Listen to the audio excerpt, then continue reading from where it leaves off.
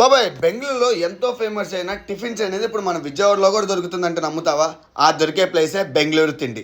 ఇకపోతే ఇక్కడ దొరికే ప్రతి ఐటెం కూడా పక్కా బెంగళూరు స్టైల్లో పక్కా అథాంటిక్ అయితే ఉంటుంది బాబాయ్. ఇక్కడ మస్ట్ అండ్ షుడ్గా నువ్వు ట్రై చేసిన ఐటమ్ ఏంటో చెప్పేస్తాను, వీడియో ఫుల్ వరకు చూడు. దీని అంబియన్స్ వచ్చేలేపు చాలా కూల్గా, చాలా ప్రెజెంట్గా, చాలా నీట్గా అయితే ఉందనుకో. ఇకపోతే దీని టైమింగ్ వచ్చేలేపు morning 7 AM to night 11 PM వరకు ఉంటుంది.